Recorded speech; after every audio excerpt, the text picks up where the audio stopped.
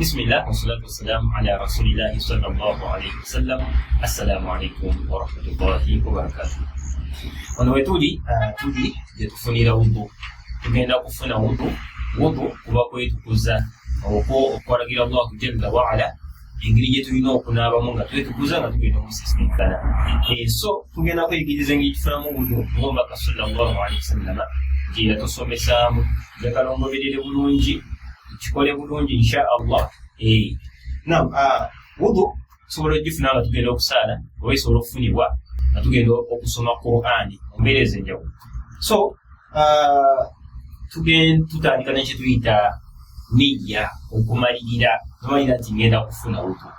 Tugeze nti waliwo emirundi gye tulina okunaaba. Obanga maybe olina obukyafu sooka obwozeeko, then omalire ogambe nti kati ngenda kufuna wudu. Kye bayita okumalirira. Ngenda kufuna wudu nsaale, ngenda kufuna wudu nsome Qur'an, kye kirina okusooka.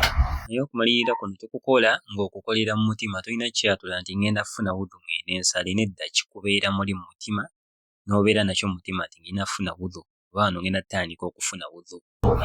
Then nobeera nga weeteekateeka mu mbeera egenda okunaaba ebitundu eby'enjawulo ebyo byalambikibwa omubaka sallallahu alayhi wasallam. Okusookera ddala okufuna wudu tufunisa amazzi galina okuba nga mayonjo. Tugenda kufunira wano eno wali taapu yaffe gye tulaba wano eno. Osooka n'ogamba nti bismillah. Naye obanga wudu ogifunidde nga mu kiyigo, tetulina somerayo kigambo kya Allah bismillah, tolina kisomerayo. So kyoba olina okukola, olaba nga wooli toli mu ttooyi, osobola okusoma bismillah. Naye olaba nga obifunidde mu kiyigo, oba ekiyigo kiri wamu n'ettooyi, oba ekiyigo bakifukamu, tolina kugamba bismillah, otandika butandisi. Omaze okusoma bismillah, ojja ne tunaaba engalo, osena amazzi, n'obeera ng'onaaba weetolooza ebibatu bineeno mpaka muneeno, n'onaaba ne wakati w'engalo.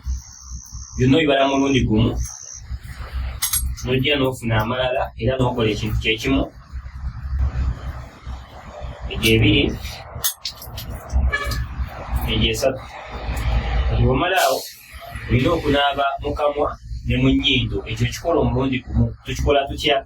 Mu kibatu ky'amazzi kimu tulina okubalirako omulundi ogusooka. Yasooka ogifune, osooka oteeke mu kamwa onyumunguzeemu, then male osika amazzi ganeeno mu nnyindo ku mazzi agaba gasigaddewo, male okozese guno omukono ogwa kuno oga squeezing out gaveemu. Kikola bwero ki.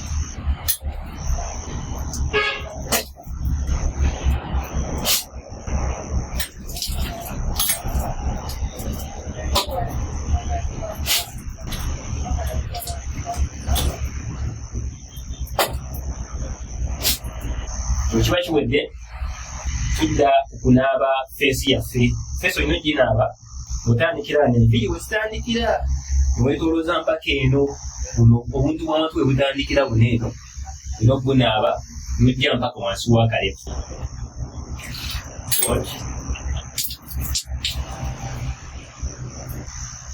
Omulundi gumu.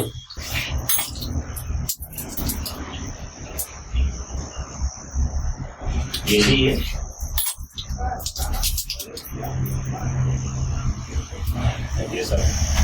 Kakati bw'obanga olina ekirevu nga kingiko ng'ekya Sheikh ono gwe tulaba wano eno, tulina engeri gye tuyisaamu ng'onaaba feesi, engeri gy'oyisa mu kirevu.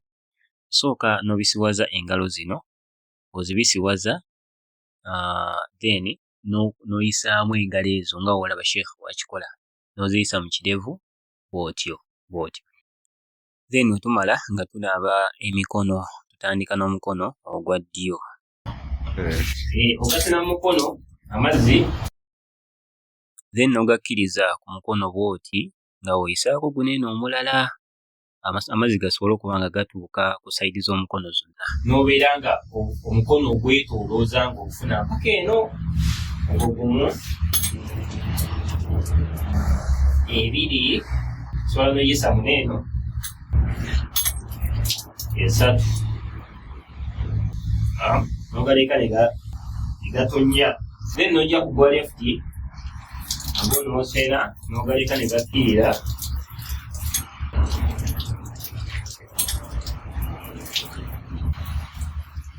otyo egyo ebiri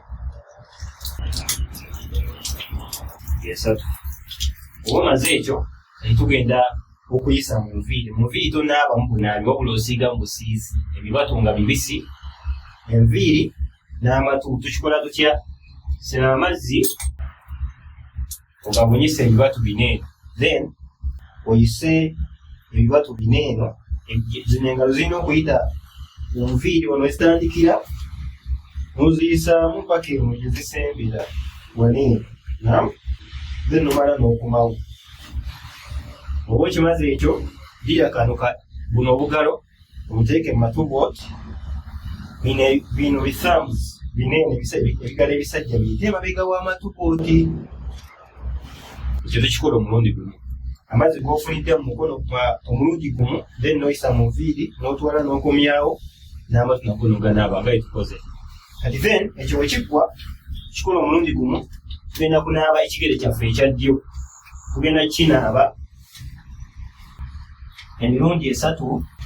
Amazzi gasumula n'onaaba ng'osooka kuyisa mu buno obugere obutono, n'onaaba bulungi n'ofuba nga okulaba nti gabuna mpaka eno, n'onaaba obukongovule buno ne wansi ogwo omulundi gumu, teekamu omulundi omulala era ng'okola kyekimu, egyo ebiri n'ogwokusatu.